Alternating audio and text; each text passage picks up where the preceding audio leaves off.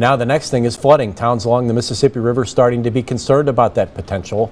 A lot of water will be making its way down the river the next few weeks. And Scott County Deputy Emergency Director Payne told me this afternoon it's time to start making plans. Well, now's really the time that we would recommend all the residents that are usually impacted from a flooding to start preparing them.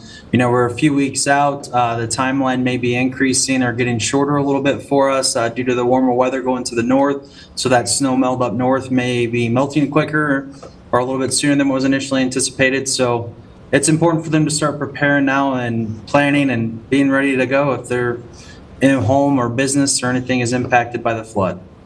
Now, for the county people in particular, there is already sandbags available. Talk a little bit about that.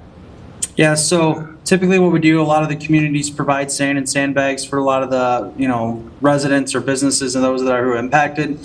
So if you're not in the unincorporated area of Scott County, be watching for information coming from the local communities. So stay tuned for that. But for our residents in the unincorporated area, we work with the Scott County administration downtown.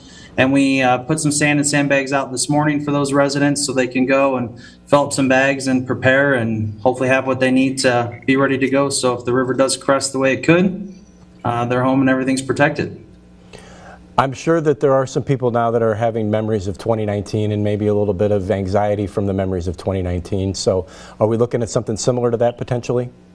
It doesn't look like it. Statistically speaking, based on the National Weather Service, it doesn't appear that we're going to be reaching what we would call record-breaking crests on the river. However, that's always a possibility like any weather. We can't control Mother Nature as much as we'd like to, and we learned that the hard way really over the last couple days. So we don't really anticipate it to be as bad as 2019, but that possibility is there. All right, Brian, thank you so much for that update. We appreciate it. Yeah, my pleasure. Thank you very much for sharing the information.